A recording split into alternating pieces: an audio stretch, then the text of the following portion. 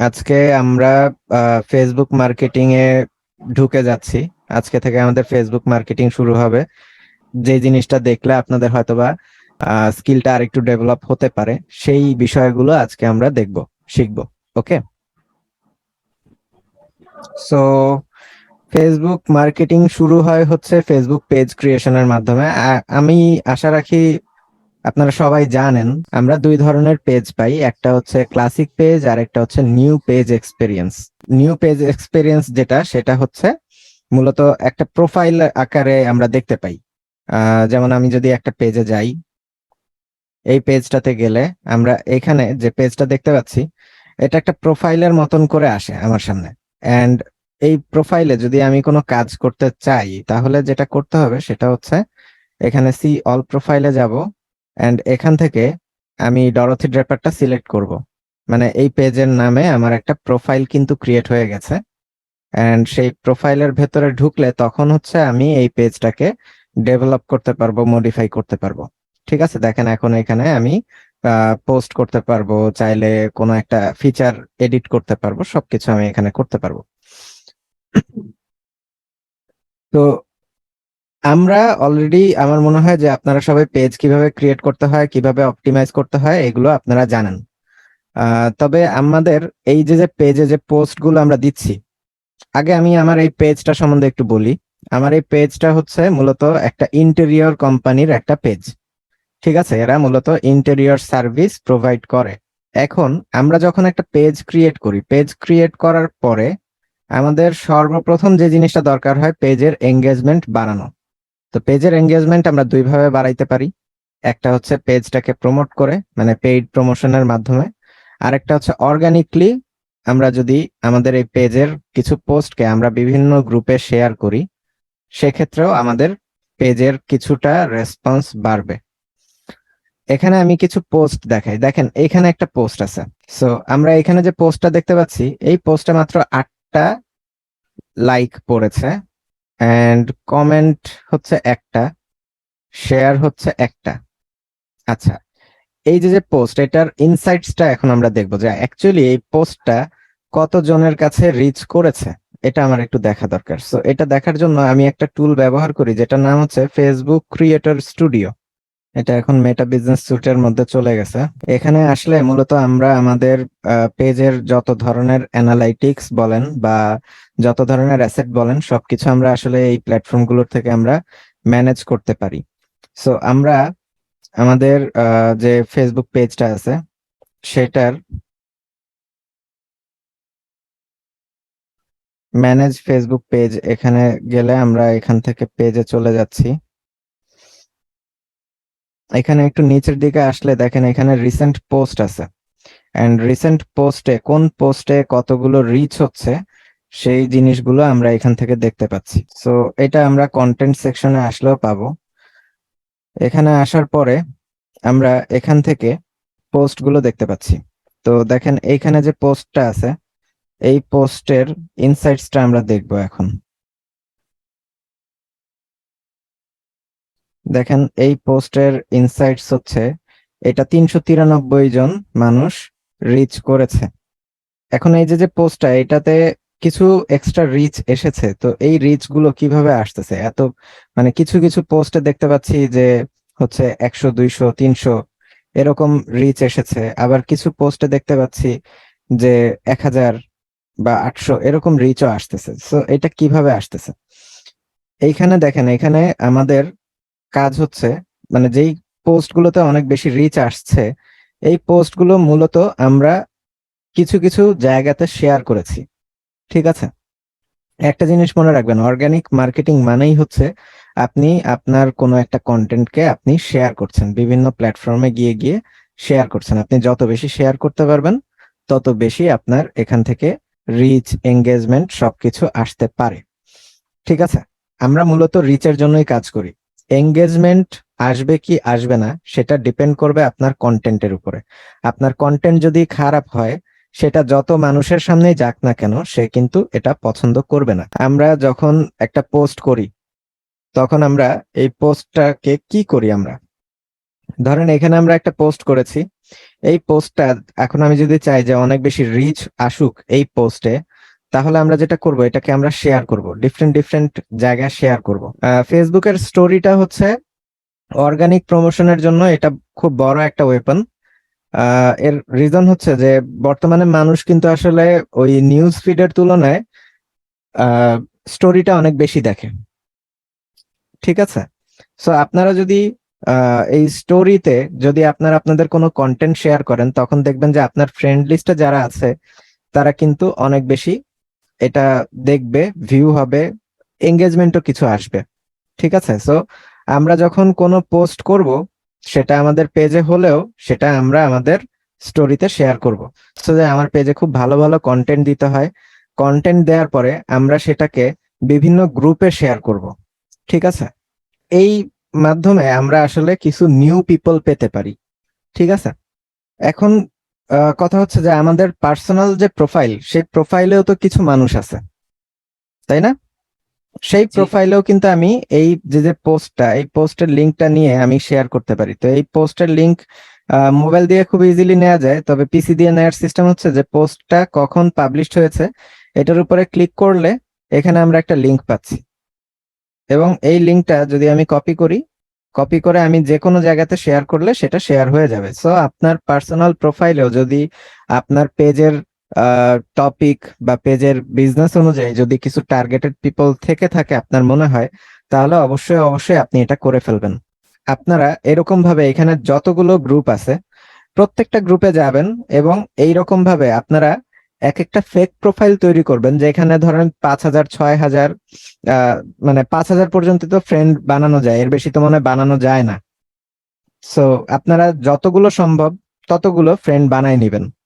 ধরেন আমরা আহ, একটা নির্দিষ্ট টপিকের উপরে ধরেন আমরা 10টা বা 20টা প্রোফাইল আমরা বানাই ফেললাম। এটা কিন্তু আসলে একদিন দুই দিনে হয় না। আপনি যদি এখন একদিনেই চিন্তা করেন যে আমি 1,000 মানুষকে একদিনে ফ্রেন্ড রিকোয়েস্ট পাঠাই দিব, আসলে আপনি 50টা 60টা পাঠাইতে গেলেই দেখবেন যে আপনাকে ফেসবুক ব্লক করে দিছে, ঠিক আছে? এটা গ্র্যাজুয়ালি আস্তে আস্তে করতে হয়। ধরেন আপনি পার ডে হয়তো বা 5টা 6টা করে আপনি ফ্রেন্ড বানাইলেন, ঠিক আছে? এরকম ভাবে আপনার আস্তে আস্তে বানাইতে হবে। আপনার যে কোনো একটা স্পেসিফিক টপিক ধরে আপনার কিছু প্রোফাইল বানাইতে হবে। এটা কি আপনারা বুঝতে পারছেন? জি ভাইয়া। জি ভাইয়া। আচ্ছা, জি ভাইয়া। সো আমরা যদি ধরেন এখন আমার কাছে ইন্টেরিয়র ডিজাইনের 20টা এমন প্রোফাইল আছে, যেই প্রত্যেকটা প্রোফাইলে 5,000 পিপল আছে যারা কিনা এই ইন্টেরিয়র ডিজাইনের সাথে কানেক্টেড বা ইন্টেরিয়র ডিজাইন পছন্দ করে। এরকম প্রত্যেকটা প্রোফাইলে যদি 5,000 পিপল থাকে, তাহলে আমার 20টা প্রোফাইলে কতগুলো মানুষ হয়? 1 লাখ, তাই না? আমি একটা পোস্ট করার পরে আমি যদি ধরেন আমি এখন আমার কাছে 20টা প্রোফাইল আছে, আমি জাস্ট এই পোস্টটা করে আমি 20টা প্রোফাইল থেকে আমি 20টা প্রোফাইলের স্টোরিতে গিয়ে আমি এই পোস্ট গুলোকে শেয়ার করলাম। দেন হচ্ছে আমার প্রত্যেকটা প্রোফাইলের ওয়ালে গিয়ে নিউজ ফিডে গিয়ে আমি শেয়ার করলাম। এই কাজগুলো যদি আমি করে রাখি, তাহলে 1 লাখ মানে 20টা প্রোফাইলের মাধ্যমে কিন্তু আমি 1 লাখ মানুষের কাছে আমার এই একটা পোস্টকে আমরা প্রমোট করতে পারছি, তাই না? জি ভাইয়া। আচ্ছা, তো এতে করে যেটা হবে যে আমি একটা পোস্ট করার মাত্রই সেখানে কিন্তু আমি হিউজ অ্যামাউন্টের একটা রিচ আমি নিয়ে আসতে পারি। যখন আমরা পেইড প্রমোশন করি, তখন একটা মানুষের সামনে তখনই আমার বিজ্ঞাপনটা যাবে যখন সে ওই প্রোডাক্টটা সার্চ করতেছে। সাপোজ আপনার একটা ট্রিমার দরকার, ঠিক আছে? ইলেকট্রিক শেভার বা ট্রিমার দরকার। আপনি অনেক খুঁজতেছেন, বিভিন্ন প্ল্যাটফর্মে গিয়ে গিয়ে আপনি খুঁজতেছেন। সো আপনাকে আমি টার্গেট করেই ফেলছি, ঠিক আছে? তো আপনি যখন আমার ওই ট্রিমারের প্রোডাক্টের পোস্টটা দেখবেন পেইড প্রমোশনের মাধ্যমে, তখন কিন্তু আপনি কিনতেছেন। এটা এই কারণে না যে পেইড প্রমোশনের মাধ্যমে দেখছেন দেখে কিনছেন, আপনাকে আমি রাইট টাইমে টার্গেট করে একটা অ্যাড দেখাইতে পারতেছি দেখে আপনি কিনতেছেন। বাট অর্গানিকলি যখন আমরা কাজ করি, তখন এটা আসলে মানে অন্ধের মতন একটা মার্কেটিং হয়ে যায়। একটা জিনিস বুঝতে পারলাম যে আসলে অর্গানিক প্রমোশনটা সব ব্যবসার জন্য না। আচ্ছা, ব্যবসা বাদে আরো একটা আরো এক টাইপের লোক আছে যারা হচ্ছে ফেসবুকে মার্কেটিং করে। যারা কন্টেন্ট ক্রিয়েটর তারা করে, এটা জানেন? কন্টেন্ট ক্রিয়েটররাই অ্যাকচুয়ালি অর্গানিক প্রমোশনটা বেশি করে, কারণ তাদের জন্য কিন্তু আবার পেইড প্রমোশন না। ধরেন একটা মানুষ একটা ভিউ করতেছে, ধরেন আমি অনেক কষ্ট করে একটা ভিডিও বানাইছি, সেটা হইতে পারে কোনো একটা ব্লগ টাইপের ভিডিও বা কোনো একটা টিউটোরিয়াল কিছু একটা বানাইছি। এখন এই যে টিউটোরিয়াল বা একটা ব্লগ টাইপের ভিডিও, এইটা একজন মানুষ দেখলে আমার যতটা না লাভ হবে তার থেকে অনেক বেশি খরচ হবে যদি আমি পেইড প্রমোশন করি। একটা মানুষকে দেখাইলেই যে সে আমার মানে ভিডিওর ভেতরে অ্যাড দেখতে পাবে বা মানে তার রেভিনিউ জেনারেট হবে, এরকম কিন্তু নাও হতে পারে। তবে আমার একটা ভিডিওকে পপুলার করার জন্য, ভাইরাল করার জন্য আমাকে অর্গানিক প্রমোশনটা করতে হয়। ঠিক আছে? নর্মালি যারা ফেসবুকে ভিডিও বানায় তাদেরকে আমরা বলি হচ্ছে কন্টেন্ট ক্রিয়েটর। আপনিও যদি এই কাতারের কোনো একজন লোক হন, তাহলে আপনার জন্য অর্গানিক প্রমোশনটা মাস্ট, আপনার জন্য পেইড প্রমোশন মাস্ট না। কারণ আপনি একটা ভিডিও বানায় সেখানে $20 $30 আপনি খরচ করতে পারবেন না। সো সেই ক্ষেত্রে আমরা যেটা করি, আমরা অর্গানিকলি এরকম ভাবে কাজ করি। অর্গানিক ওয়েতে কাজ করার জন্য আমরা এই প্রোফাইল মার্কেটিংটা করতে পারি, অথবা আমরা ডিফারেন্ট গ্রুপে গিয়ে জয়েন হয়ে সেখানে আমরা আমাদের ভিডিওগুলো শেয়ার করতে পারি। তবে মানে বিভিন্ন গ্রুপে গিয়ে গিয়ে শেয়ার করতে গেলে তখন দেখা যায় যে ম্যাক্সিমাম গ্রুপে আপনার পোস্ট কিন্তু অ্যাপ্রুভড হবে না, সে জয়েন এরকম দিয়ে যাব। ঠিক আছে? দেখেন এটা পেন্ডিং, কারণ হচ্ছে এটা জয়েন হতে গেলে অ্যাপ্রুভালের একটা বিষয় থাকে। ঠিক আছে? এরকম ভাবে আমি যেই গ্রুপগুলা হচ্ছে অনেক বেশি মানে ফলোয়ার আছে তাদের, সেই গ্রুপগুলাতে জয়েন হয়ে নিব। তো জয়েন হওয়ার পরে এরপরে আমি কি করলাম, আমি যখন একটা পোস্ট করলাম, পোস্ট করার পরে আমি এখানে শেয়ার অপশনে যাব। শেয়ার অপশনে গিয়ে শেয়ার টু এ গ্রুপ, এখানে গিয়ে দেখেন এখানে আমার এই যে ডরথি ড্রেপার মানে আমার পেজের যে প্রোফাইলটা, সেই প্রোফাইলটা কোন কোন পেজে বা সরি কোন কোন গ্রুপে অ্যাকচুয়ালি জয়েন আছে সেইগুলা এখানে আমরা দেখতে পাচ্ছি। তো ধরেন এখন আমি এই গ্রুপে শেয়ার করব, সো আমি এই গ্রুপে গেলাম, এরকম ভাবে আমি একটা ক্যাপশন দিয়ে দিলাম এবং এখানে হচ্ছে আমি পোস্টটা করে দিলাম। আচ্ছা দেখেন আমরা একটা গ্রুপে শেয়ার করলাম, এরপরে এখানে আরো একটা গ্রুপে যাই, এখানে আমি সেম জিনিসটা দেই এন্ড শেয়ারে ক্লিক করি। আমি এখানে লিখছি যে আমি ভাবতেছি যে এটা মানুষকে হেল্প করবে, সবাইকে হেল্প করবে। সো এরকম ভাবে আমি আমার যতগুলো গ্রুপ আছে এখানে সবগুলো গ্রুপে আমি শেয়ার করে দিব। তো এই কাজটা যদি করেন দেখবেন যে আপনাদের একটা পোস্টে অনেক বেশি অর্গানিক ওয়েতে রিচ আসবে। ঠিক আছে?